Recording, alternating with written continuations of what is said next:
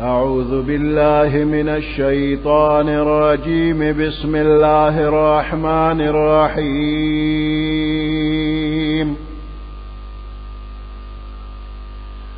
ألف لام ميم ذلك الكتاب لا ريب فيه هدى للمتقين الذين يؤمنون بالغيب ويقيمون الصلاة ومما رزقناهم ينفقون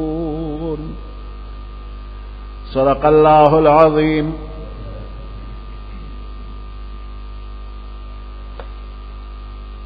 سورة البقرة مدنية. سورة بقرة مدنی سورت تے مدینہ منورہ کی نازل شوی دے.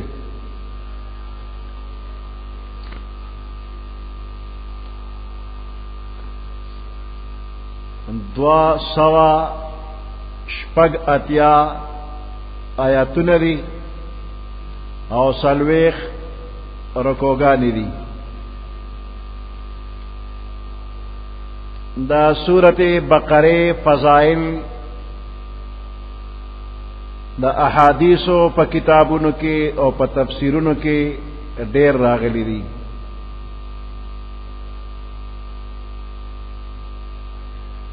مختصر بعض فضائل دے بیانی گی. معقل ابن یسار رضی اللہ تعالی عنہ فرمائی کہ پیغمبر علیہ السلام فرمائی لی دی کہ البقرہ تو ثنام القرآن.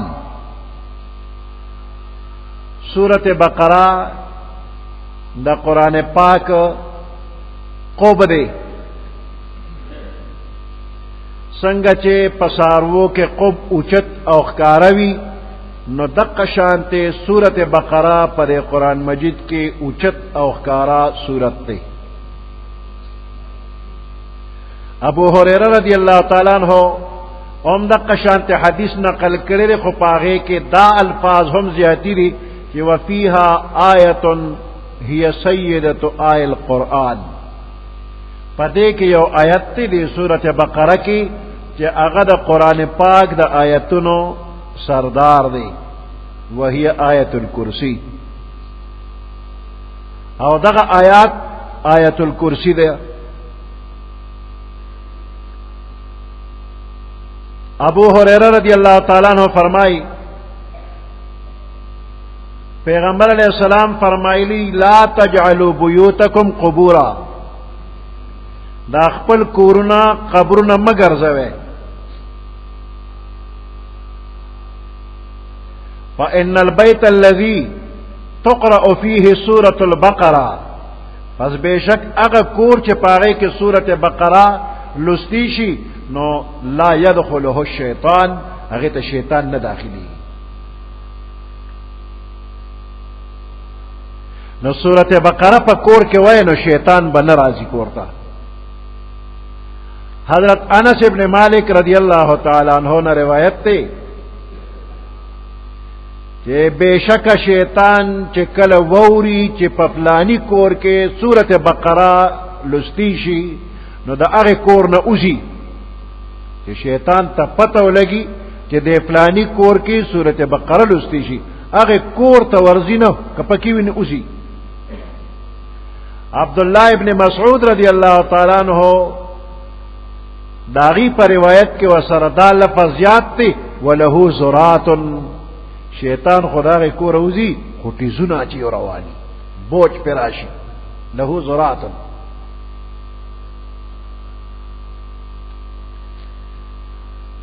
عبداللہ ابن مسعود رضی اللہ تعالی عنہ فرمائی وی چاچے لس آیاتنا دا سورت بقرے دشپے اولستل نو دغ کور تبا دغ شپک شیطان نورزی. ماسخوتن لس آیات ہوئے ستاسو دے کور تبا شیطان ندرزی. اگا لس کم آیاتو ندی الف لام میم نواخلا تر مفلحون پوری سلور آیاتونه دا شو او آیت الکرسی تر خالدون پوری آیت الکرسی یو آیات و پس دو نور خالدون پوری او د سورت بقره اخیری 3 آیاتونه نو دا لس آیاتونه چې د شپې دی اوی نو ستاسو کور ته به شیطان ناراضي غلب ناراضي دشمن به ناراضي هیڅ بلا به ناراضي وې د شیطانانو نه مراد په دې احادیثو کې سرکش او خطرناک شیطانان دي مردت الشیاطین هغه سرکش شیطانان او دا ماشومان قرآن شریف یادای وی استاد جی سبق یادو خو موږ نه ریږي یادم نه پاتې کیږي نو څه وظیفه شته اومدا لس آیاتونه ماسختن چکم طالبان اوئی دا سورت بقره اول آیاتونه مفلحون پوری آیات الکرسی تر خالدون پوری او دا بقره اخیری 3 آیاتونه کم طالبان چې دا آیاتونه ماسختن اوئی زور سبق بتی چرم ایر نشی زاړه سبقونه به یادی ایریدل به پکې نیوي ابو ہریرہ رضی اللہ تعالی عنہ فرمائی کہ پیغمبر علیہ السلام یو ځل لخر لګو نو په هغه لخر باندې امیر مقرر کو نو دا امیر مقرر کولو لپاره انټرویو یې غشتا نو عمره زلمی چارا وستو پیغمبر علیہ السلام ته تپوسو کو ویتا تر قرآن صحیح سیاده دا ناغویل معی سورت کذا و کذا ما سر فلانی فلانی سورت شتا فلانی سورت میاد دے فلانی سورت میاد دے و معی سورت البقره ما سر سورت بقره مشتا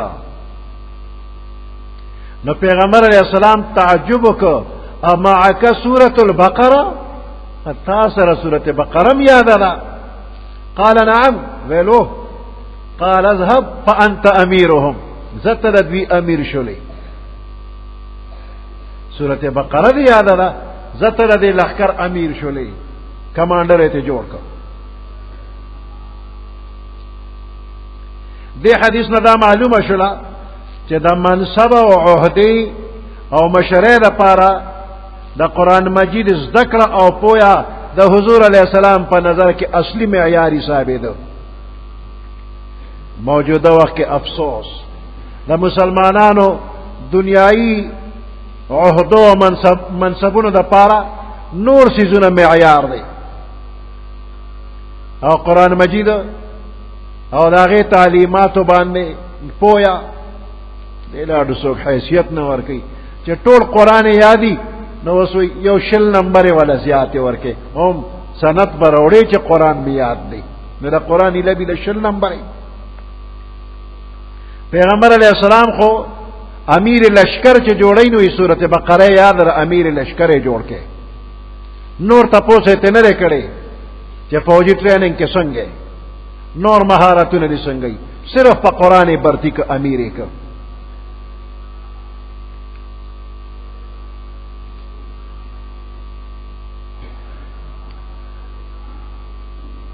عبداللہ ابن بریدہ رضی اللہ تعالیٰ عنہ دا خپل پلارنا نقل کوي وی چې حضور علیہ السلام سره ناستم نو ما دا غوی نه وریدل چې پیغمبر علیہ السلام فرمایل چې تعلموا سورة البقره سورة بقره زدکه فإن أخذها بركة وتركها حسرة د دې لوستل برکت دی د دې پر خودل حسرت او بدنصیبی دا ولا تستطيعها البطل او اهل باطل په دې قدرت نشي مونږه اهل باطل نه مراد جادوگر دي چې دا صورت سوکلولي پاوی جادو اثر نه کوي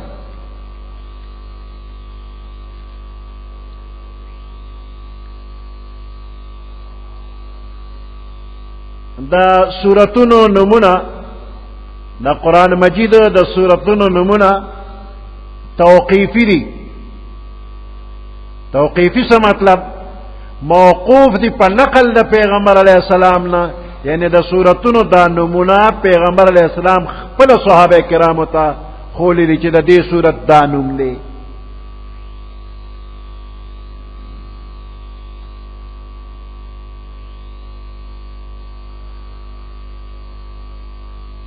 دا دی سورت نم سورت بقره پیغمبر علیہ السلام صحابو تا خولی دا. عبداللہ ابن مسعود رضی اللہ تعالیٰ عنہ فرمائی منا کے دپ منا کے جمرہ ویشتلا پختو کی چی خلق وی شیطانانی ویشتل دا شیطان ویشتل نا رمی دا جمراتو نو دا جمراتی ویشتل نو بیت اللہ گس طرف تراغی منای خی طرف تراغلا او بیو فرمائل هذا مقام الذي انزلت علیہ سورة البقره دا اغا دے چی دا دی پا بارکی پا سورت بقره کے بیان دے. نو پیغمبر علیہ السلام دا نم اخرے چی دا دی جمرات پا بارک آیاتنا سورت بقره کے راغلی دی. دا مکی فتح چی اشلا ورپسے دا حنین غزا اشلا. نو دا حنین پا غزا کے پیغمبر علیہ السلام خپلو مرگرو تا آواز کو یا اصحاب سورت البقره، اے دا سورت بقره خاوندانو. نو دا نم پا گنو احادیثو کی راغلے لے دا پیغمبر علیہ السلام نے نقل لی.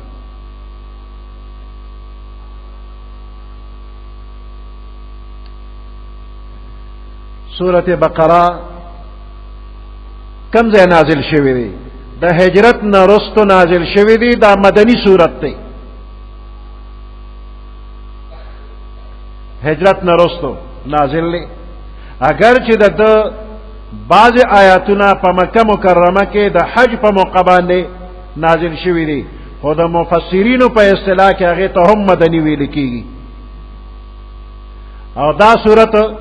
دا قرآن پاک دا طولو نلوی سورت تے.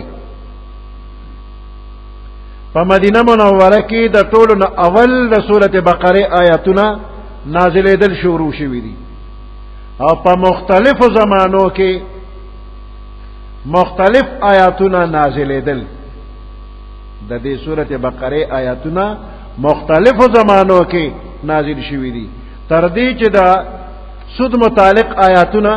دا پیغمبر علیہ السلام دا عمر اخیری روزوں کے دا فتح مکہ نرستو نازل شوی دی.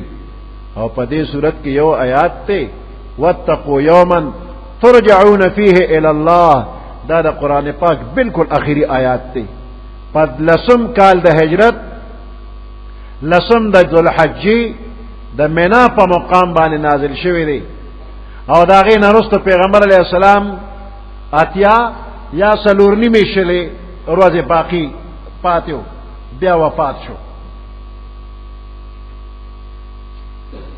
بالکل آخری آیات تے. دا دی صورت اہمیت اور عظمت دینم معلومی گی کہ خالد ابن معدان دیتا فستات القرآن وائی، دا قرآن پاک خیمہ. او پا نمونو کی تاسو ووری دل چه سنام القرآن و طویلی شوی دی دا قرآن قبو. دا دی صورت ہر یو آیات چه نازلی دا نو اتیا زر فرشتے با سر نازلی دی.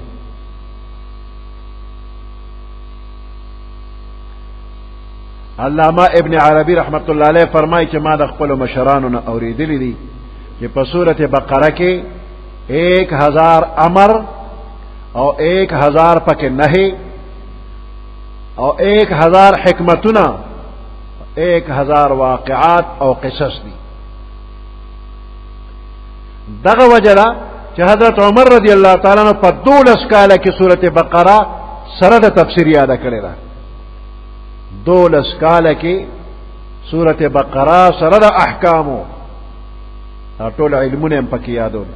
12 کاله کې یاد کړی. او د عمر رضی الله تعالی عنہ زوی حضرت عبدالله ابن عمر په اته کال کې سره د تفسیر آیات کړو.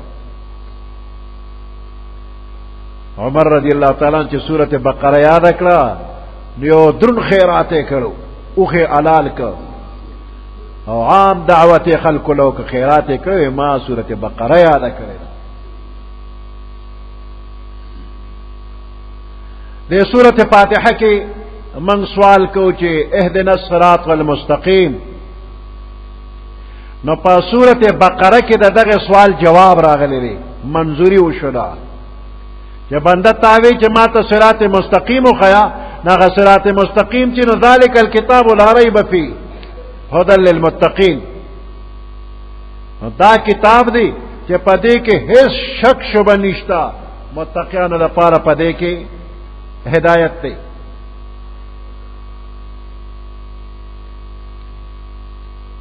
دا سورت بقره دا سورت فاتحه سره دا ربط تے. او بل ربط دا دے کہ پا سورت فاتحه کې انعمت علیہم اغا خلق چتا پہ انعام کرے دے داغوی ذکر شوے دے، یو غیر المغضوب علیہم غضب والی خلق دا پا دویم، وللضالین گمراهان دا پکې دریم. نو په سورت بقره کې د دغه دریو ډلو بیان په ابتدا کې کیږي. نو ابتدا کې هدى للمتقین نه پس اولئک علی هدى من ربهم تر دغه پورې د متقیانو بیان دی، انعمت علیهم والذی منعم علیہم داغوی بیان دی. ورپسی پا دو آیاتونو کی خالص کافران،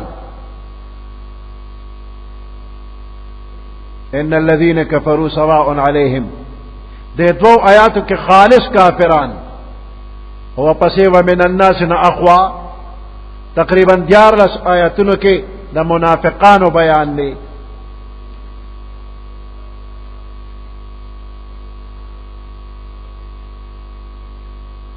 او دریم ربط داري یہ سورت فاتحہ پدے کے بیان دا ربوبیت تے اللہ رب العالمین دی، او پدے کے بیان دا عبودیت تے منگ بندیانو عبادت در لکو سوال در نکو امداد در نغوارو.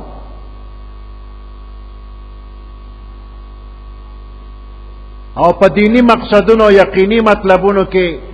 پا طلب دا ہدایت باندے سورت فاتحہ مشتمل دا،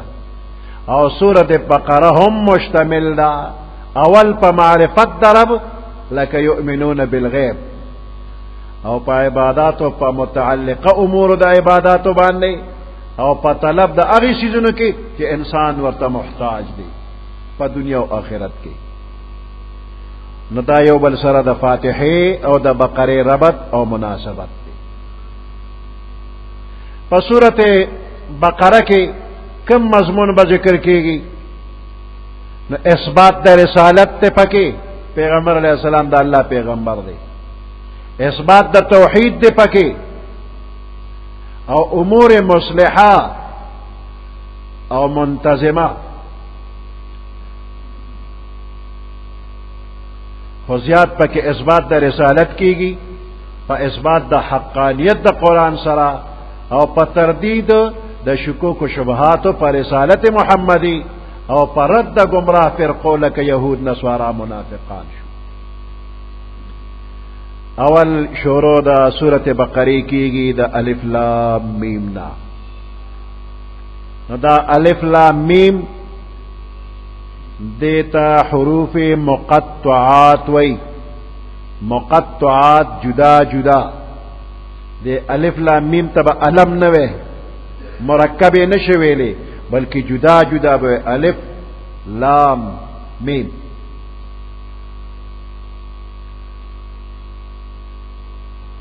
دا حرفونه چراشی نو بعض علماء وی دا اغی صورتونو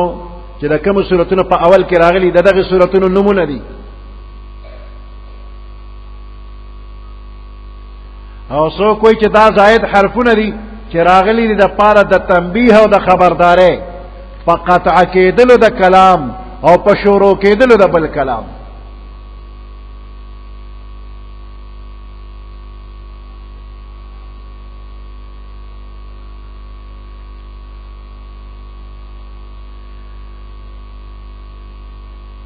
او بعض علماء فرمائی چې دا خاص اشارات تی او رازونه دي چې علم د الله نه علاوه بل چاته نشتا، او شاید چې پیغمبر علیہ السلام ته د علم د یو راز په تور باندې ورکړی شوی دی، خو امت ته د خودنې نه منع کړی شوی چې امت ته به نه ښیي، د دې تبلیغ به نه کوي. نو دې وجې نه د پیغمبر علیہ السلام نه په دې کې څه را نقل نه دي چې الف لام میم څه معنا څه مطلب پیغمبر علیہ السلام نه دي فرمایلی. نو دا د الله او د رسول الله صلی الله علیه وسلم ترمنځ راز دی.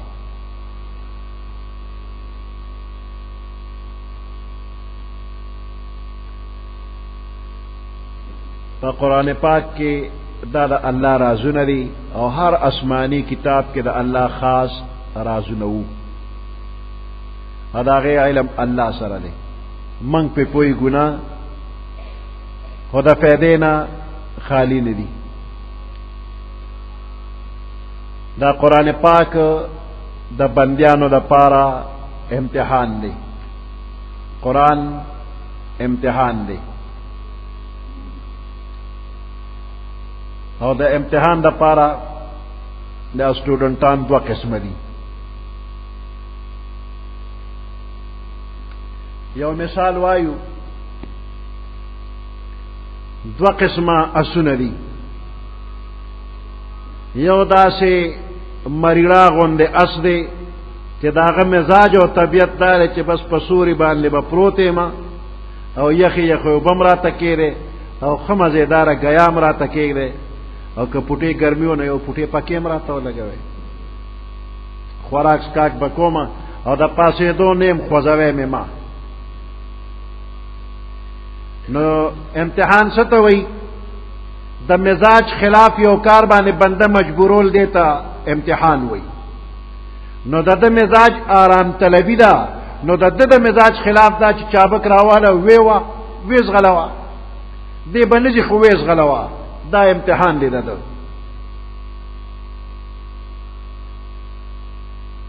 او دویم قسم اس د چاغه ډیر تکړه دی،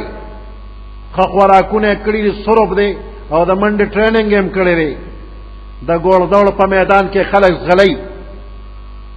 د دې اس مزاج دار چې ما پرې چې زوالو زم، اوس د مزاج خلاف کاردار چې واګي وتواچو پرسته راکاګه چې ډیر تیز بنس غلی، دغه د امتحان دی. نو دا عام انسانان دا دقه شانته دوه قسم دي. یو پدې کې عوام دي، نو دا د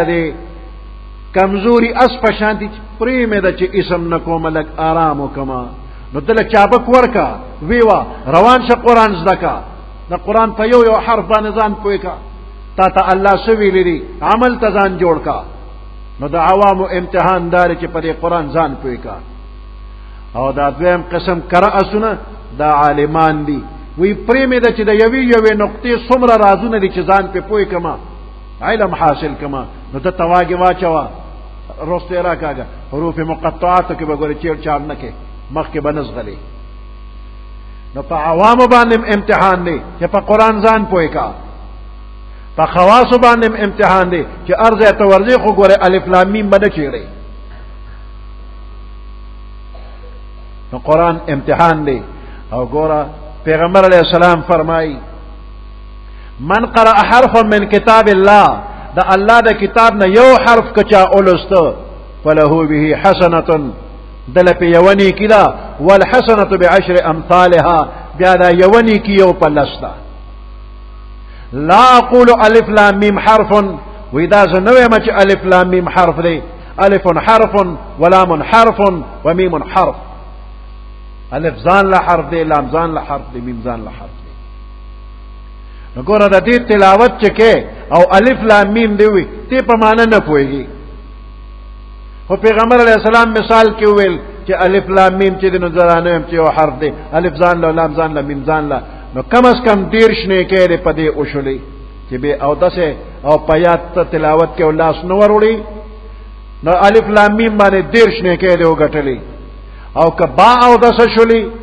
نو د یو حرف په بدل باندې 25 دي نو 25 3 75 نه کې دی وګټلې او کبا مانځ کې 50 دی ولستل د یو حرف په بدل باندې 50 نه کې دی نو الف لام میم باندې 150 شولې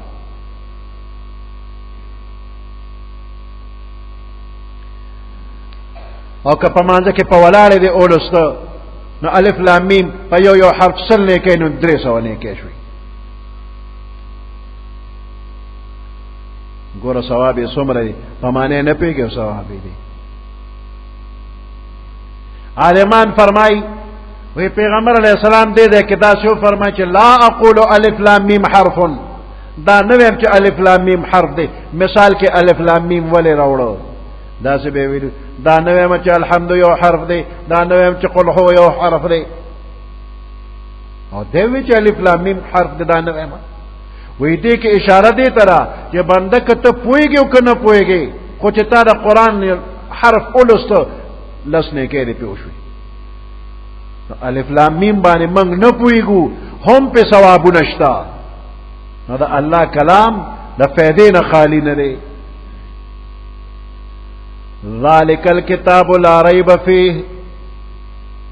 وذالک الکتاب دا هغه کتاب دی لا ریب فیه چې پدې کې هیڅ شک نشته ری قرآن مجید دا سی کتاب دی چې د الله د طرف نه کېدو کې شک نشتا من جانب الله دی دې کې شک نشتا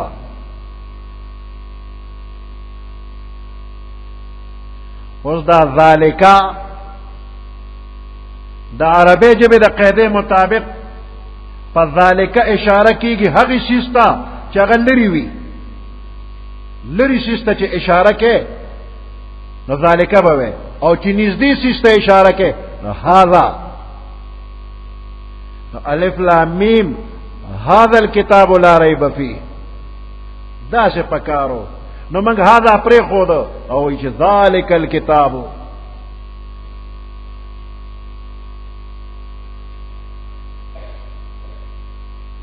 نو دا دې خبره جواب پکار دی دا زما استا مخه ته چې قران پروت نو دا خو نږدې دی نو هاذا پکارو نو ذالک دی ولی وروړو نو لفظ دا ذالک راوړل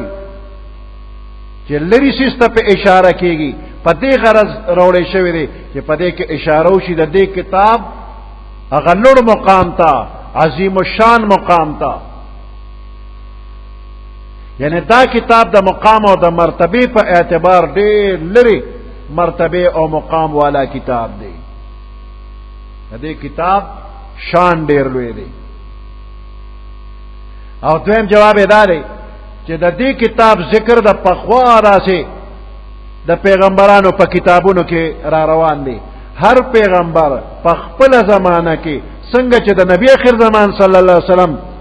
دراتک پیشنګو زیره به ورکو دغه شانته د قران زیره به هم ورکو چې هغه ته به خدای پاک کتاب ورکي هغه قران دی نو دا هغه کتاب دی چې په خوانو کتابونو کې زرګونه کال روان دي د دې ذکر را روان دي دا هغه کتاب دی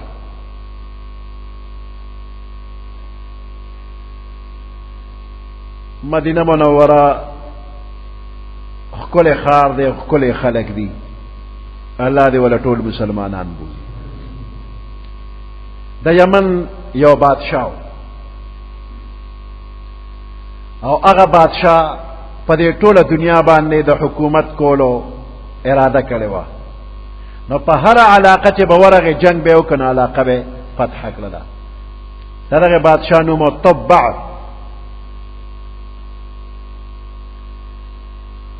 نو مدینه منوره ته سره د لخر راغی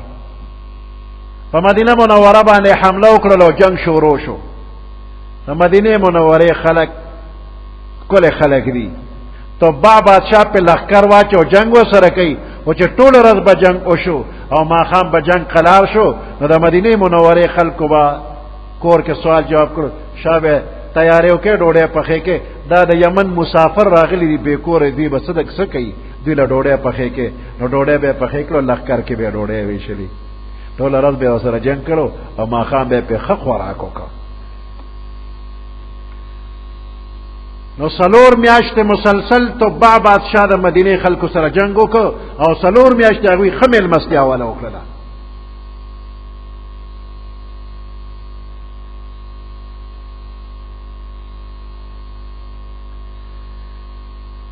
نو اخر کې تبع بادشاہ مرګرو ته ویل نور علاقې خو ډېرې زر زر فتح کېدې او دا ښار نه فتح کېږي څه وجه ده نو په دغه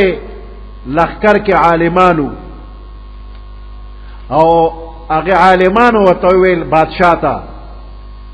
وی زمونږ آسماني کتابونو کې چې کوم پیشنګویي راغلی ده هغې کې موږ معلومو چې دا هغه ښار دی چې نبی اخر زمان صلی الله علیه وسلم به پیدا شي او دلته به تشریف راوړي دا د هغه د هجرت مقام دی دا نشي فتح کولی په دې ځان ستړی کوه ما د بادشاہ په زړه کې د پیغمبر علیه السلام د نوم احترام راغی او د مدینې منورې نه لاس پسر شو نور حمله نه کومه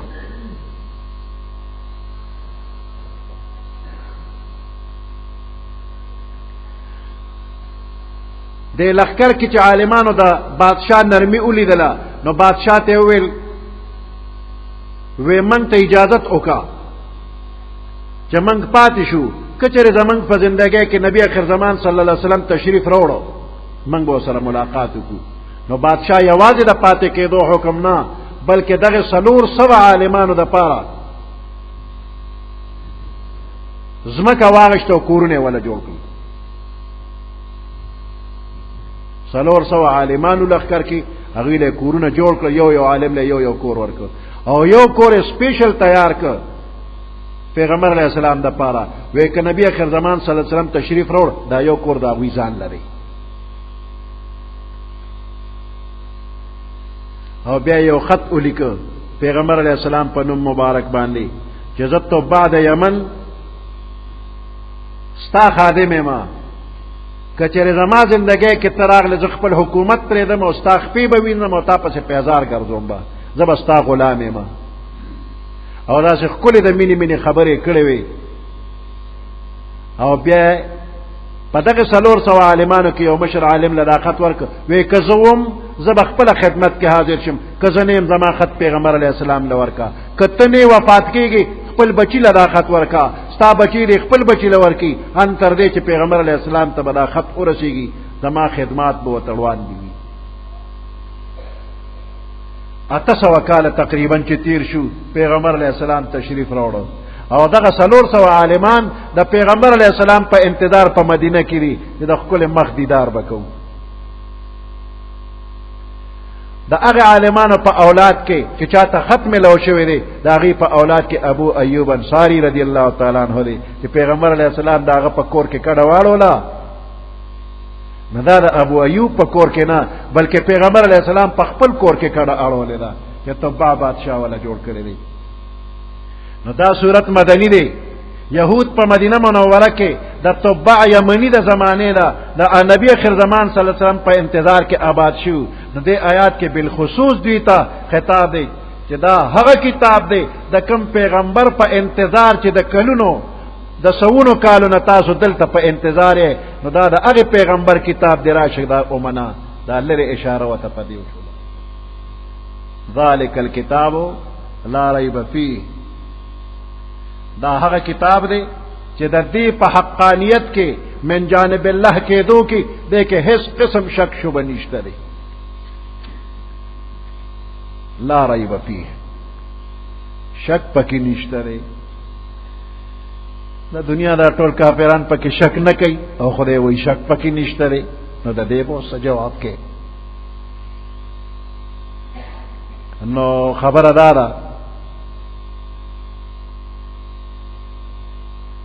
چې شک شبا پیدا کېدو لپاره دو صورتونه دي. یو دا چې کلام کې خپل څه غلطي وي نو دا غي په وجه باندې دا کلام محل د شک شوبه وګرځید، او دویم دا چې کلام کې شک شوبه خو نشتا، خو د کم علم او کم فهمه په وجه په دې کې شک شوبه راځي. نو قرآن کې خپل څه غلطي نشتا چې دې کې د شک شوبه راشي، خو که څوک پکې شک شوبه کوي نو داغه دماغ خراب دی، هغه کې زد او عناد دی. نو دې په خپل کم علمه کم فهمه او په خراب دماغه باندې او جاری، او قرآن ته نسبت نه کوي چې قرآن کې شک شوبه ده.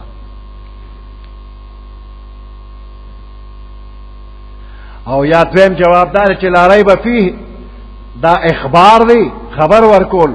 خو په معنا د انشاء، په معنا د حکم دی. پام کو دې کې شک نه کی، لا ریب فيه دې کې شک مکو دې کتاب کې، دا د الله د طرف نه دی.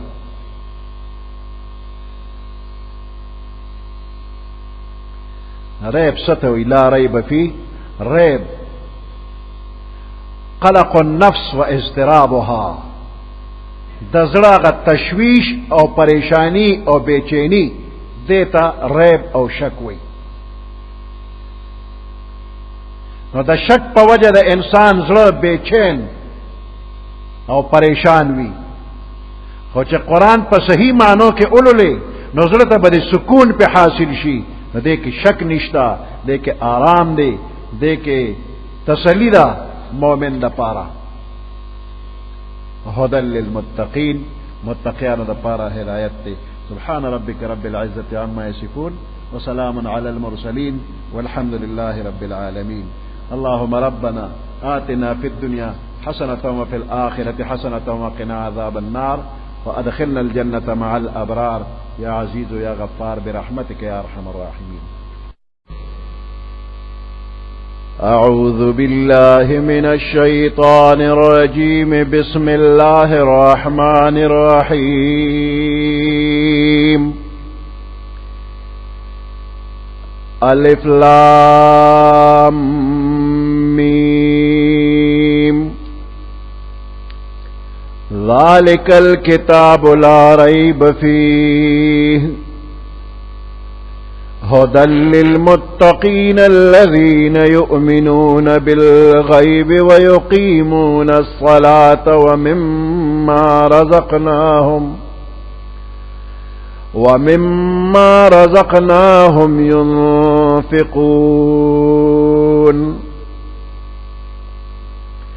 والذين يؤمنون بما أنزل إليك وما أنزل من قبلك وبالآخرة هم يوقنون.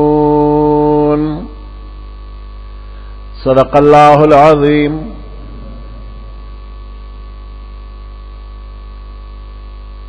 الف لام میم. خدای عالم دے پمانا د دې حروفو په مراد خپل باندې،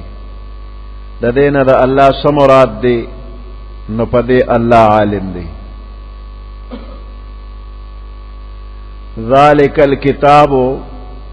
دا هغه عظیم الشان کتاب دی، لا ریب فیه چې د دې په حقانیت کې هیڅ شک شبه نشتا، من جانب الله کې دو کې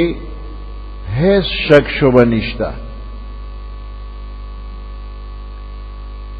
هدى للمتقین،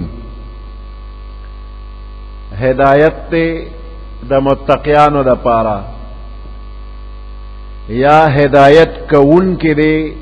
متقیانو د پارا. ہدایت مانا لار خودنا، نو لار خودن کے دے دا کتاب چاہتا لار خودن کے دے متقین للمتقین، متقیان ہوتا متقیان دا اللہ نے یرید ان کی.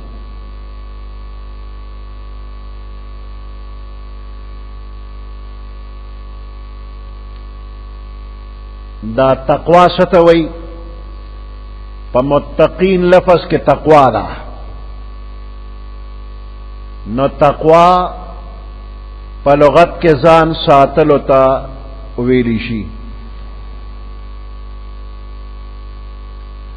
او د شریعت په جبه کې د هر هغه څیز نه ځان بچ کېدلو ته وایي کوم څیز چې د آخرت په لحاظ باندې نقصانی وي، که عقیده وي، که اخلاق وي، که اقوال وي، که افعال وي، که احوال وي. کم څیز چې د آخرت د پاره ضرري او نقصانی وي، د هغې څیز نه ځان بچ کېدلو ته تقوا وایي. دې کې یو سوال دا دی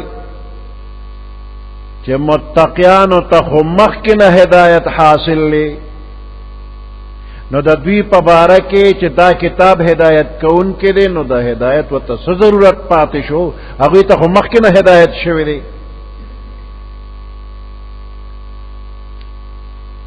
نو طالبان دې ته تحصیل د حاصل وایي، یعنی د یو حاصل شوي څیز حاصل اول. د دې جواب دا دی چې د هدایت درجې دي او د هغې بیان سورت فاتحه کې مخکې شوی دی.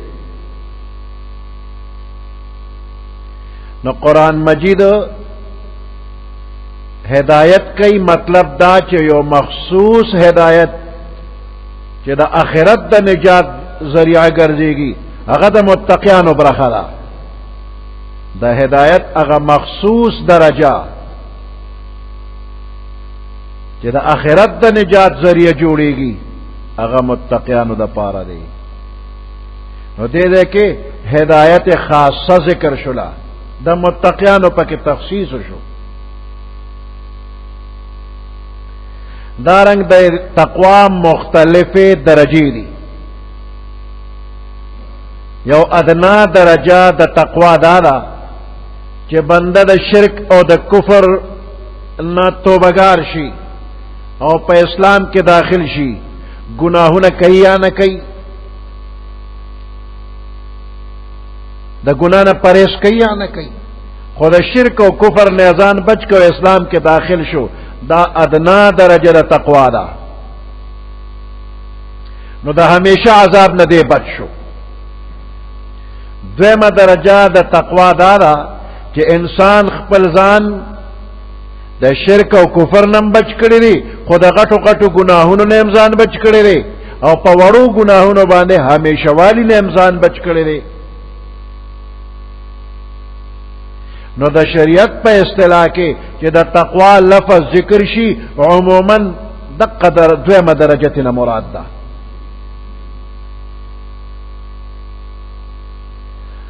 حضرت عمر رضی اللہ تعالی عنہ دا حضرت ابی ابن کعب رضی اللہ تعالی عنہ نے دا تقوا دا حقیقت تپوس کړی دی. نو ابی ابن کعب رضی اللہ تعالی عنہ وتویل امیر المؤمنین چته د ازغونه ډک لار باندې تلی او ویل او تلی ما. ابی ابن کعب رضی اللہ تعالی عنہ وتویل امیر المؤمنین دغه وخت کې بیا ستاسو طریقې چې د ازغیدار لاره کې رواني وې دغه وخت کې دا جامع ځان پور را جخت کم را غونډ کم چې اسنه چې تغنو کې می جامع انخلی نو دا غنه چې تیری وي او مضبوطی وي چې جامع کوم خري جامع خرابای جامع شلای. نو ابی ابن کعب رضی اللہ تعالی عنہ وتویل امیر المؤمنین بس دقه تقوا وي چې د ازغیدار کې لار کې رواني او جامع ځان تراجخت کې چې غنه ونوي. یعنی غیر چا پیر دنیا د گناهونو د ازغونه ډکرا ته پکې خپل لباس د تقوا دا سره جوخ کې چې د ګناه نه ځان بچ کې دې ته تقوا وي. د الله د نافرمانه نه د بچ کېدو د پاره خپل پوره همت او طاقت خرج کړي.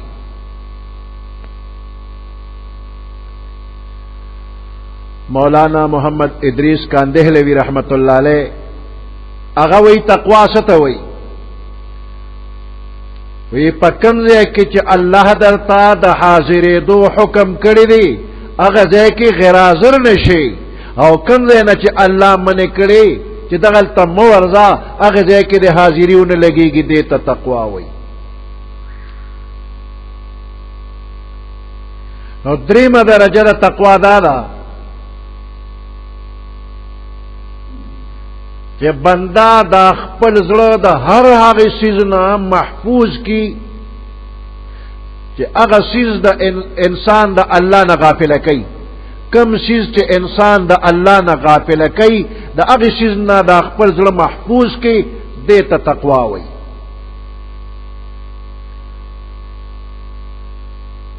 دا درې درجه شولې.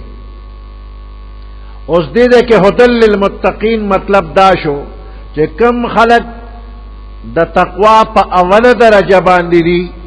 شرک او کفر نه ځان بچ کړي دي نو د دې نورو درجو د رسایې د پاره دا کتاب هغه د پاره هدایت دی چې دا خو یو ادنا درجه د هدایت یو ادنا درجه د تقوا اغشتره نو دا قرآن دی متقی ته مخکې د ترقې لار خی چې په دې تقوا کې به نور څنګه مخکې شي هدایت و تقید تقوا هدل للمتقین.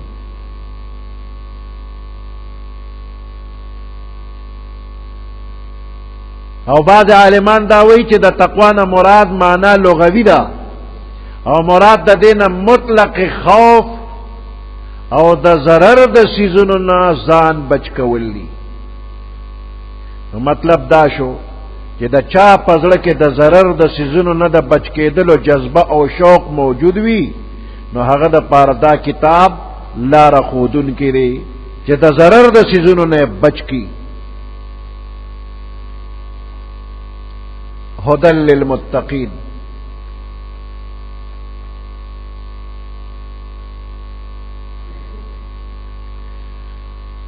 اوس دې کې خدای پاک او فرمایل چې هدل للمتقین دا کتاب هدایت کوونکې دې متقیانو لپاره. او په دې سورته بقره کې 185 نمبر آیات کې الله فرمایي شهر رمضان الذي انزل فيه القرآن دا رمضان میاش هغه مبارکه میاش ده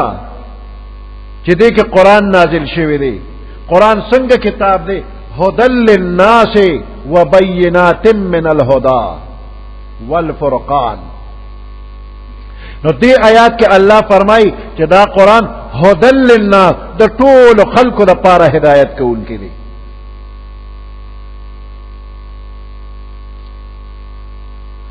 او د حق او د باطل په منځ کې فرق کوونکی والفرقان.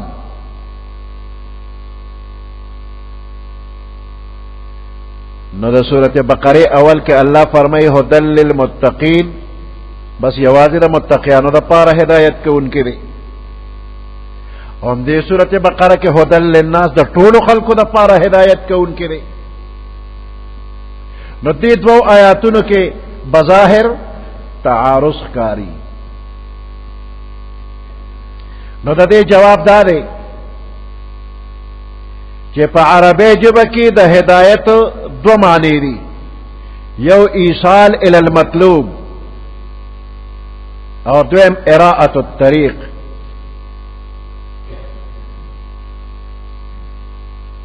یا الدلالة الی الطریق الموصل.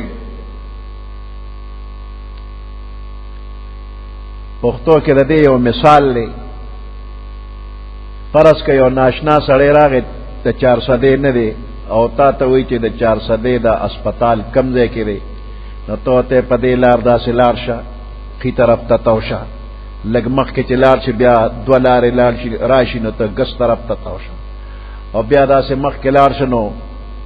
یو چوک به راشي او چوک سره لږ دی خوا چې وګورې نو د 400 اسپیټال دی. دې ته وایي اراءة الطریق لارا خودنا یا الدلالت الى الطریق الموصل. رهنمایي کول د اغلار چې اغلار رسول کوي منزل مقصود ته. بیا د دې سړي خپل خو خلک په دې لار هسپتال ته ځان رسي او کنه رسي زیو یا نه زی وتا نه تاسو کو تا لارو خولا. او دویم سړی تپوس کوي چې د 400 د هسپتال ته کوم لار ده او تاسو سره گاډي تا ته را ده کینا په گاډي دې کینو او لک سات پس د هسپتال په منځ کې بریک ولګو چې دا هسپتال دی چې تر چا سره کاری را رسېږي. دې ته وی ایصال ال المطلوب منزل مقصود تا رسول. نو دا د هدایت دو معنی شولې. نو قرآن مجید مقصد تا د رسیدو د پاره راهنمایي خو عام خلکو ته کوي هدل للناس ټول خلکو ته لار کوي چې منزل مقصود ته کزینو دا لار ده.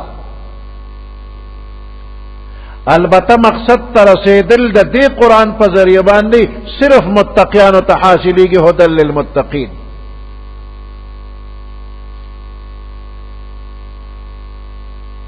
نو هدل للناس دا معنا شو چې دا قرآن رهنمایي کوي او هدل للمتقین دا معنا شو چې متقیانو لره مقصد ته رسي. نو د دواړو مطلب جدا جدا شو تعارض را نغی. او دویم جواب د دې داري چې قرآن پاک عام خلقو د پاره هدایت دی خو فائدت نه متقیان اخلي. هدل للناس ټول خلقو د پاره دا هدایت دی خو فائدت ټول ناخلی متقیان ته فائدہ اخلي ځکه وی هدل للمتقین. وی د دې مثال دا سره لکه یو سړی بل ته وی چې یو ګلاس په د غوا پکې او دوه قاشوغه د غوا غوړي یو پکې د چرګې واچو او یو دوه قاشوغه پکې شات واچو په جوسره هلکا او یو ګلاس روزانه اسکا د کې ډېر طاقت دی. واقعي دې سيزونو کې طاقت شتا او که یو بنده داسي وي چې هغه سینه خراب او ټوخ ټوخه ټول را شروع کړی وي او دا په اوګه او شات د دل ورکړل نو دې په طاقت کې شي که سینه به نورم خراب شي. نو دا خوراک چې دی دا خو د طاقت دی او چې کم بدن سمی ناغله طاقت ورکي چې کم بدن سم نه دی ناغله طاقت نه ورکي. نو قرآن هدل للناس دی خو فائدہ هغه چاله ورکي چې چا کې صلاحیت وي متقی وي ناغه ته نه فائدہ اخلي.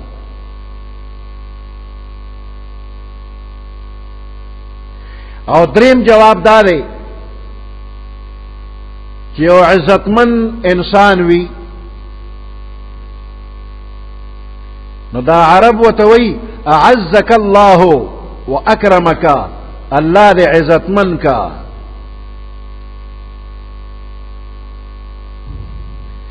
نو دیکھو مخکې نه عزتمن دی نو دی ورته بیا سوي چې عزتمن شي. د دې دا مطلب دی چې دا مخکې نه کوم عزت الله درکړي دا عزت ته خدای نورم زیات کا. نو هدل للمتقین دا معنا شولا چې دا قرآن مجید سبب دی د زیادت د هغه تقوا چې مخکې نه د متقینو ته حاصل دی. دا تقوا خو متقی ته مخکې نه حاصل ده خدا قرآن ولا دا تقوا نورم زیاتی سبب د زیادت دی.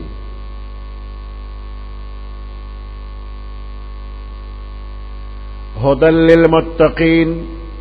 ہدایت کون کے دے دا قرآن متقیان ہوتا اس دا دے متقیان اللہ صفت بیانی الذین یؤمنون بالغیب دا متقیان اغا خلق ری یؤمنون بالغیب چدوی ایمان روڑی پا غیب باندے غائبانا ایمان روڑی ایمان ستوي او غیب سيزونه سدي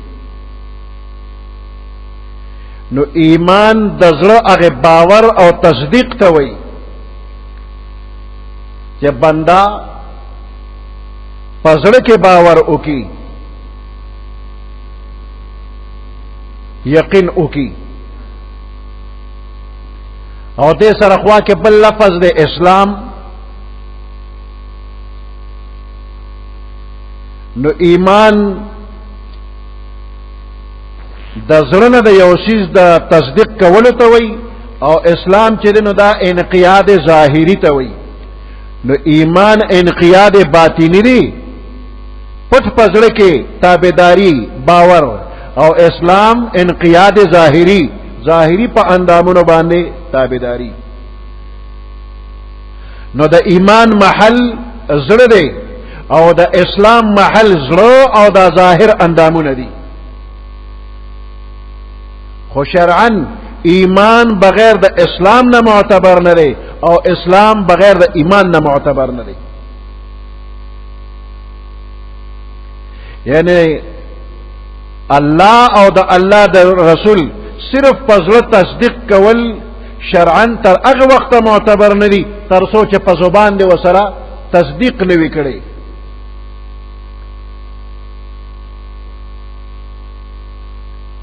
او په زبان باندې تصدیق کول تر هغه وخت معتبر نه دي تر څو چې په زړه دی یقین نه کړي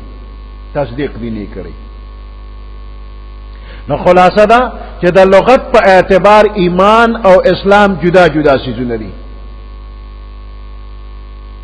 او قرآن کې د دې فرق واضح بیان شوی دی. د باندې څخه خلکو اوراله مدینه منوره ته او بیا په پیغمبر علیه السلام باندې احسان کو چې موږ د باندې ایمان وروړي دي او زمونږ بل خیال ساتي.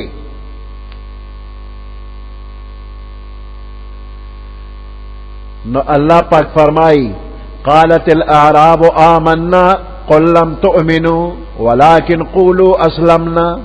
ولما يدخل الايمان في قلوبكم. قالت الاعراب باندې شان ویل آمنا من ایمان وروړي دي. قل لم تؤمنوا وتو فرمای چې تاسو خو ایمان نه وروړي ولكن قولوا اسلمنا لیکن تاسو وای چې من ظاهری تابعداري کړی را. ولما يدخل الايمان في قلوبكم لا تر اوسه پورې تاسو په زړونو کې ایمان داخل شوی نه دی. تش پخلی ایمان کې د زړه باور دی نشتا نو دا ظاهری تابعداري دی ته اسلام وای اسلمنا اوایا آمنا ویلو کې غلطيږي لکه په زړه دی باور نشتا. نو چې دا په زړه کې یقین نیو پخلی ایمان کوي دیتا منافق وای. ان المنافقین فی الدرک الاسفل من النار بیشک منافقان با د دوزخ پاغلان دی طبقه کی وی.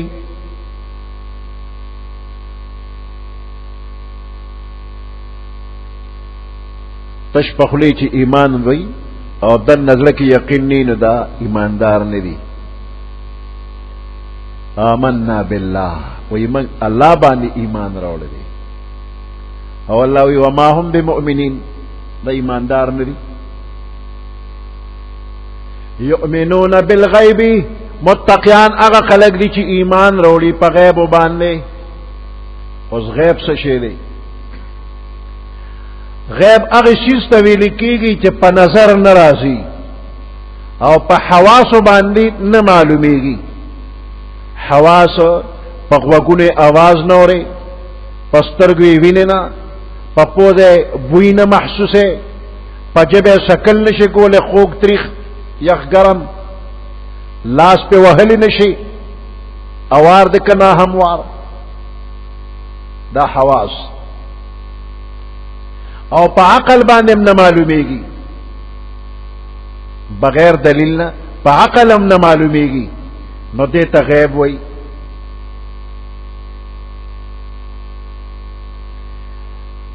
نو جنت او دوزخ هم نم لیدلې او نم په غوږو باندې د جنت دوزخ आवाज اورېدلې دي، او نه پسترګو نه په پوزا نه په غوږو نه په لاسو خو جنت دوزخ نه یو خبر ته. قبر کې ثواب دی او که عذاب دی نم دی لیدلې سو. خو الله دا الله رسول خبر را کړی دی چې قبر کې عذاب مشتا، قبر کې ثواب مشتا، د قیامت ورځ ته پس د مرګ جمدون مشتا، جزا او سزا مشتا، پولیس صراط مشتا، جنت مشتا او دوزخ مشتا، او بیا دغه صفاتونه الله او رسول بیان کړی دي. نو موږ لیدلی نه دي خو په دې باندې ایمان راوړی دی، یقین هم کړی چې خدای او رسول رښتیا وایي چې دا ټول اوسشتا. دیتا ایمان بالغیب وی. ایمان بالغیب دا مطلب چې کم سیزونه په عقل یا په حواس څنګه معلومیږي او موږ په یقین کوو، نو چې الله او رسول الله ته کومې خبرې کړې دي او هغه په عقل او په حواس نه معلومیږي، ابا داسې منو لکه چې په خپل سترګو لیدلي دي. حضرت علی رضی اللہ تعالی عنہ فرمائی کله د عالم غیب نه الله ټول پردې لري کی او دا جنت او دوزخ ما تخکار شي په خپل سترګو وینم، زما ایمان کې به زیادت را نشي، ځکه بغیر لیدلو ما داسې مضبوط منل کړی دي چې په خپل سترګو وینم نو زیات خو به نشي. دا ارسه ما داسې منلې دي لکه چې په خپل سترګو مې لیدلې دي، لکه په سترګو وینم نو څه چلو شو، زیادت برا نشي. نو کم سیزونه چې پیغمبر علیہ السلام منگ تا دا دی دین پا بارک اجمالا روڑی آغا اجمالا منو، او کم چې تفصیلا را تویلی دا با تفصیلا منو.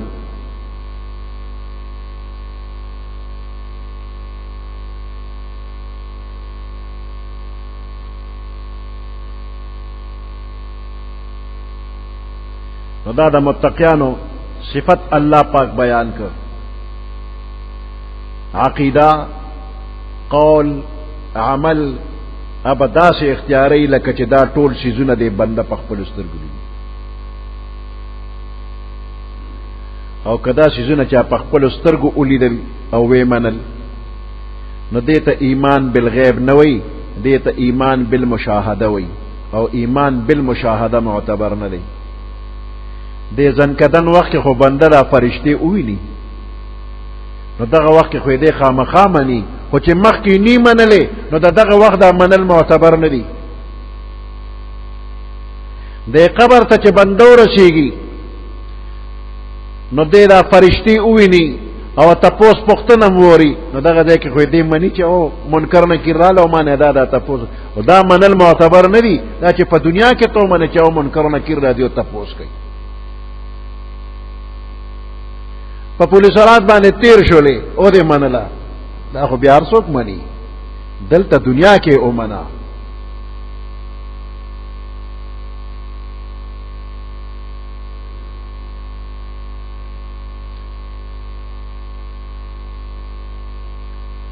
یؤمنون بالغیب، دوی ایمان وروړي په غیب باندې. د دې آیات بل معنا دا کیږي چې دا متقیان ایمان لري په داسې حالت کې چې دوی د خپل پیغمبر صلی الله علیه وسلم نه غایب وي،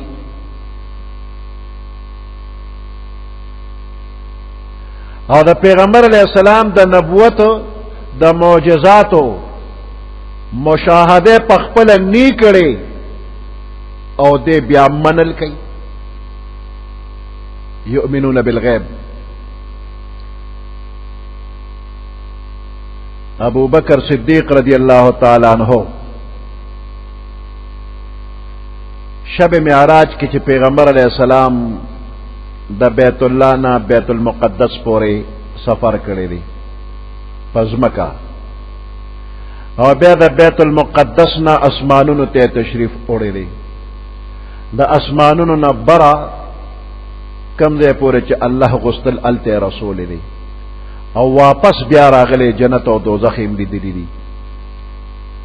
نو په سباله پیغمبر علیہ السلام د شب معراج بیان وکړ چې بیګاش پکې ما داسې سيزونه ولیدل.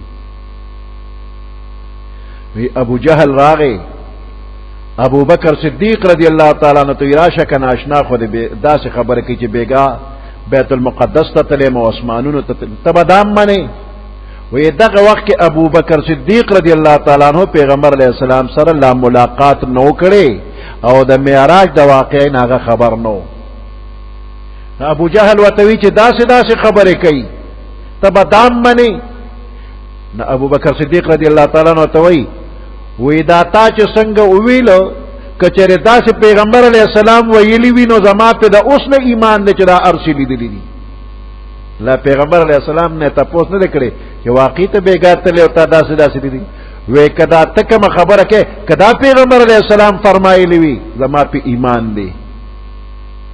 ابو بکر صدیق دی یؤمنون بالغیب. لا پیغمبر علیہ السلام لیدل نه دی خو تصدیق وکړو. یو صحابی د پیغمبر علیہ السلام علیہ السلام یو اوخ یا اوخ واغشتلا یو سړینا خبر او شولا په دومره پیسې راکا په دومره پیسې مې واغشتا غوې در مې کو ایجاب قبول شو.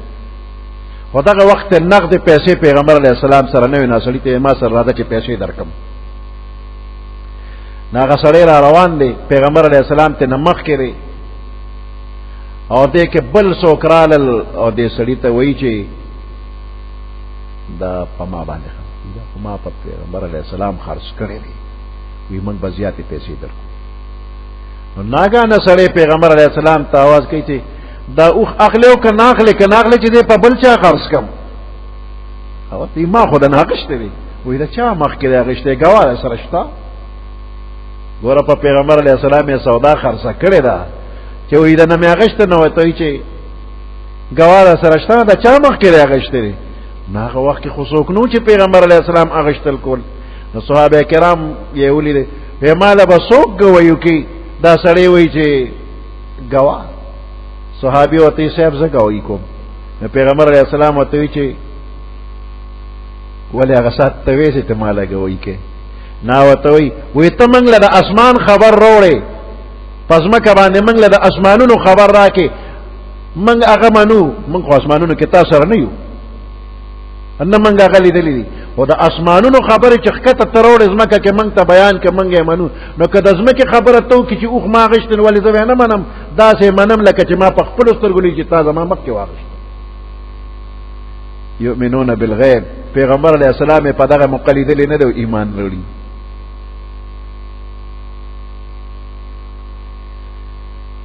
نو پدې کې فضیلت د هغه خلکو را دي چې د پیغمبر علیہ السلام نه وروسته پیدا شوي دي.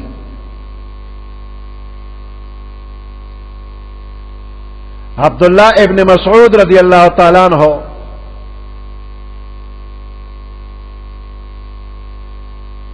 حارث ابن قیس رضی اللہ تعالی عنہ صحابی نه دی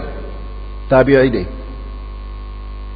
حارث ابن قیس وی عبدالله ابن مسعود تا چې منګه ستاسو دا لویه مرتبه حسابو چې تاسو پیغمبر علیہ السلام په خپل سترګو لیدلې دي. تابعی صحابی ته وی من ستاسو دا لویه مرتبه منو چې تاسو پیغمبر علیہ السلام په خپل سترګو لیدلې دي. نو عبدالله ابن مسعود ورته فرمایي من ستاسو د پاره د پیغمبر علیہ السلام نه رستو ستاسو ایمان وروړل لوی فضیلت حسابو ځکه چې د پیغمبر علیہ السلام په زمانه کې د پیغمبر علیہ السلام د رسالت او نبوت معاملہ خو ډیره واضحه وا پاوی ایمان وروړل آسانو او تاسو پیغمبر علیہ السلام ندی لیدلې معجزې ندی لیدلو ایمان هم پر وروړل او بیا قسم خوړوي فرمایل چې کوم خلکو د پیغمبر علیہ السلام نه رستو ایمان راوړل هغه نه څوک افضل نشتا او بیا الف لام میم ذالک الکتاب تر مفلحون پورې وي.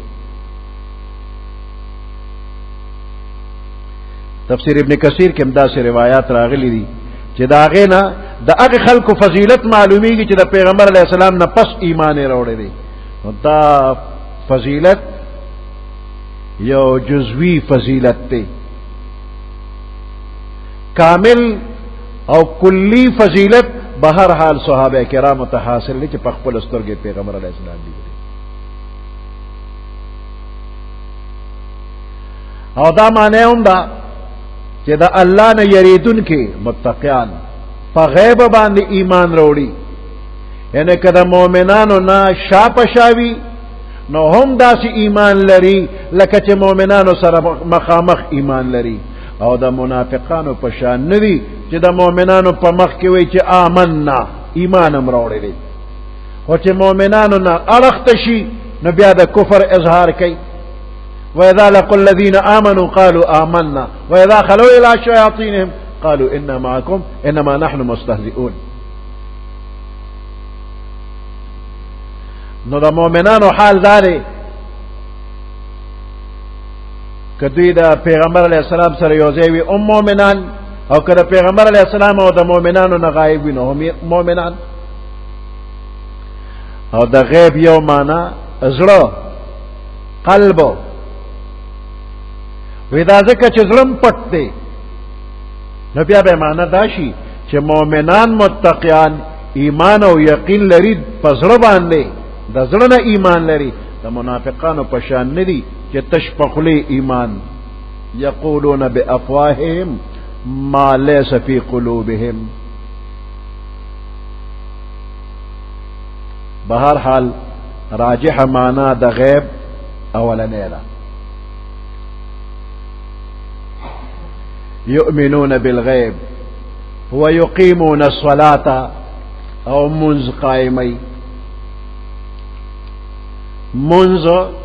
قائمي دا د متقیانو بل صفت دی. دا سنوي چې يفعلون الصلاة منزون كي يصلون الصلاة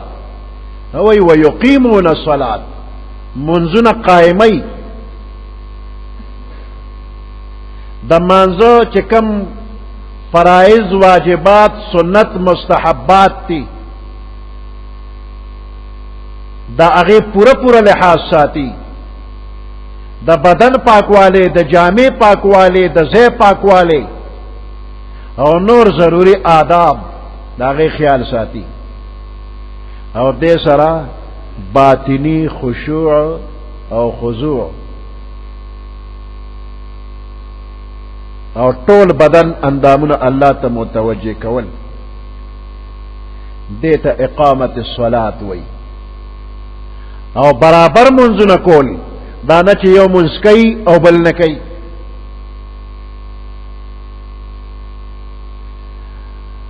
او داسې ټونګو والا منظم نوي. عبدالله ابن عباس رضی اللہ تعالی عنہما فرمائی اقامت الصلاة اتمام الرکوع والسجود والتلاوة والخشوع والإقبال عليها فيها. دا منز اقامت داری چه رکوع سجدہ تلاوت خشوع اللہ تا توجہ پا مانزے کی پورا اوشی دیتا توجہ ہوئی، دیتا پورا منز قائم اول. تانا چه نیت تے تڑلی وی ولارے ندا سے مخامخ دیوال تا گورے ناگانا چتم سترگے وارے چتا و گورے رو گورے پوزا کا رول شورو کے پوزا کے گتم وے ندا اقامت الصلاة نرے دلری نے یو سڑی چه گوری نابا دو نوی چه دی منسکی دی وی دی دیوال تا اسے پا تماشا ولار دی ری چتا گوری اسے نندارا کئی منستا نرے ولار.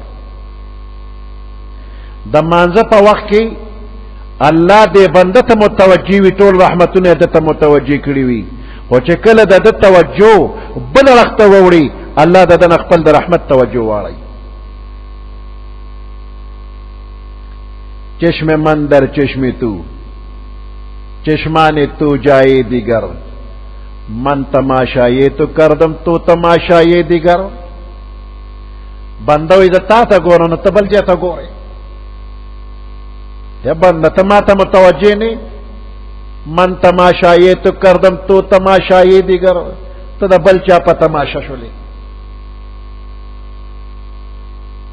نو پمانزے کی پورا توجہ چکے نو دیتا اقامت الصلاة ہوئی.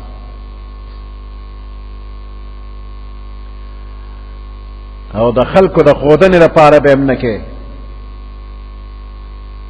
چی خلق نوی نو مشین و تو لگے مشینی منځ کې زر زر رپټ او چلےږي او چې خلک وی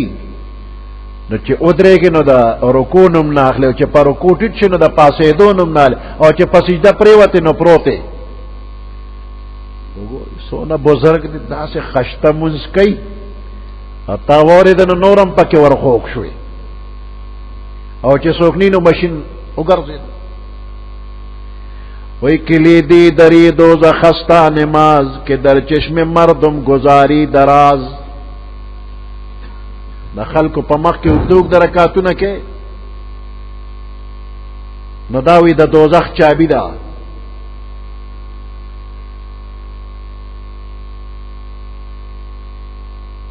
نو منځ به کې او همیشه به کې پورا د هر یو څیز به خیال ساتي د حرام د مفسد او د مکروه نه به پکې پرهیز کې دا ګلکار چې برجې وي یا دیوال وي نو مساله په مزدور باندې ښه جوړه کی که خټه باندې وي نو خټه مزیداره جوړه کی نو بیا په کرنډې باندې مساله یا خټه اواري او بیا چې په خخته کیری کله کله دا زر خخته واپس چته کی او دا ګوت په سر گیټ کې پاغه خټه کی یا مساله کې گیټ کې وو دا غي د وجه خخته برابر نه لګیدله ناغه تن لري کی او بیا مزه لګولې دا غي سره مګوري تصور کی او سال و سره سات په سات ځوړندې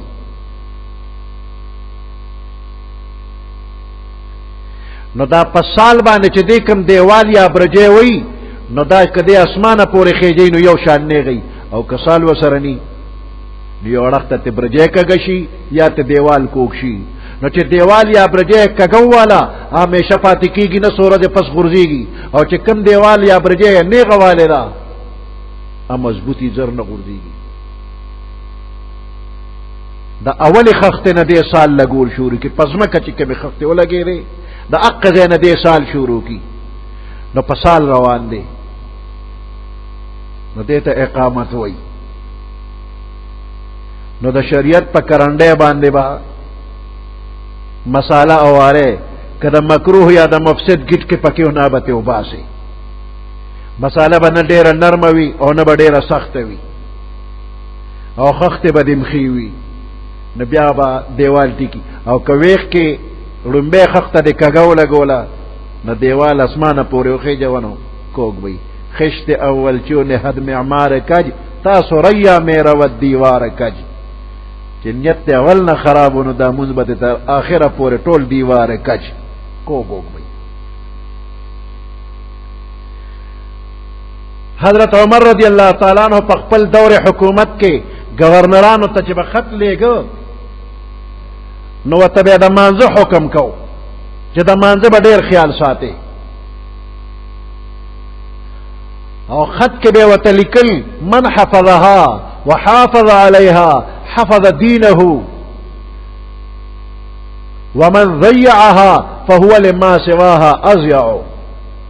چا چې په مانزه دوام وکړ هغه به د دین په نورو کارونو هم دوام کوي او چا چې مونږ ضایع کړ نو دی به د دین د نورو کارونو لپاره ډیر ضایع کوونکی وي نو متقیان هغه خلک دي چې په خپل باندې منز قائمی پخپل بم منز کے پخپل ما تحتانو باندے بم منز کے کدی بچی دی پاغوی بم منز کے او کدا کور نور بندیان دی پاغوی بم منز کے پا شاگردانو بم منز کے پا نوکرانو بم منز کے کم ستا ما تحت دی پاغی ټولو بم منز کے او دا مانزر ٹیم دا سرے چه دا ډیوټه دا ٹیم نا مستثنا رے یو سړي سره د خبر وکړه چې دا به تعالی 8 غنټه دا پلانی ټیم نه پلانی ټیم پورې دا 8 غنټې دي زه به تعالی ډیوټي کوم د سحر د اتون سلورو پورې بدل کار کوم او د سحر د اتون سلورو پورې ماسپخین مونږ پکې راغی تا نشي منې کولی چې مونږ مکه تا خو ما تی چې اتون سلورو پورې صاحب د مانزه ټیم پکې قدرتی طور مستثنا د مانزله بزم نکه دا چا نوکر نو هم منځ به پکې کې په صحیح طریقه باندې ويقيمون الصلاة ومما رزقناهم ينفقون او بعض د هغه سيزونو نه چې موږ دوی ته ورکړي دي ينفقون خرج کوي د الله په لار کې دا د متقیانو او بل صفت شو په نیکو کارونو کې بدوی خرج کوي رزق ستوي رزقناهم من رزق ورکړي دي دوی ته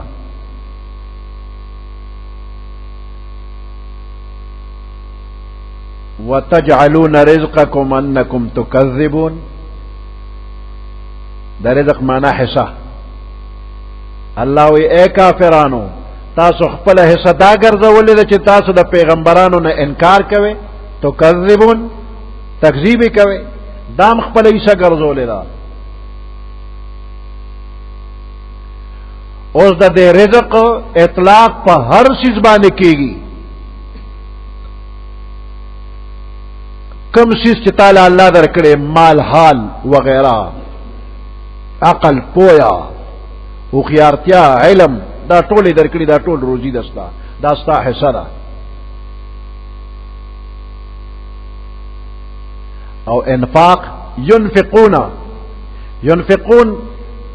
انفاق کوي نو انفاق د خپل لاس نه مال استلو ته ویل شي الانفاق اخراج المال من اليد والملك د خپل ملکیت نو د خپل لاس نه مال استل وی دې منافق ته منافق ولې وی دې د اسلام اظهار کوي او بیا د ایمان نه اوزي او ایمان د دنه اوزي دی وتلو کې وته منافق وی ومنه المنافق لأنه يخرج من الإيمان أو يخرج الإيمان من قلبه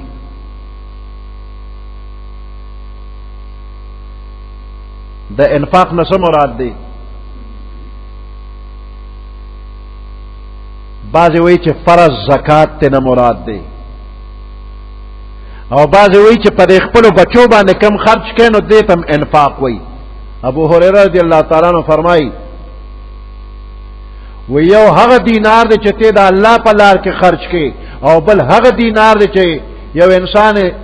انسان د آزادولو د پاره خرج کې او بل هغه دینار چې ته په خپل اهل باندې خرج کې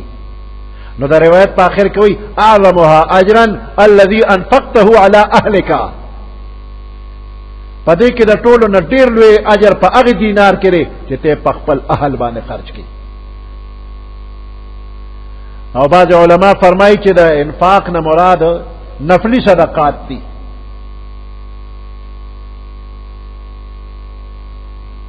نه کمال ده هم او که علم او هنر او عقل فکر ده هم که صحت ده هم او که اولاد ده هم دا ټول الله تعالی درکړي دي نو د دینه خرج وکا ټول خرج کا ومما دیکھ دا من تبعیض دا پارا دی یعنی ټول نا لگ غند دا اللہ پا نم باندے خرچ کا نورزان تا پریک دا نو گورا مما رزقناهم دا اللہ پلار کے لگ غند خرچ کا نو دیکھ تا تا یو خبر اشارتن وی چه بندہ گورا دا ټول سیزونا را اللہ دی او تم دا اللہ نو اللہ تعالی چه صدر کری دی نو دا اللہ دے مال کی لگ غند بیا اللہ لورکا نو د یو شریف انسان پزړه کې چې دا راشي چې زم د الله یما او مال چې کوم مال حال راکړي شي دام د الله امانت ته نه کمال لګ غونډه د الله په نوم خرج وکړو ستوره مې وکړه دې کې سما سړي یو شریف انسان وही جان دی हुई उसी की थी حق तो یہ ہے کہ حق ادا نہ ہوا حق خبر ادا چې موږ د خدای حق نشو پورا کولی سبحان ربك رب العزة عما يصفون وسلام على المرسلين والحمد لله رب العالمين اللهم ربنا آتنا في الدنيا حسنة وفي الآخرة حسنة وقنا عذاب النار وأدخلنا الجنة مع الأبرار يا عزيز يا غفار برحمتك يا أرحم الراحمين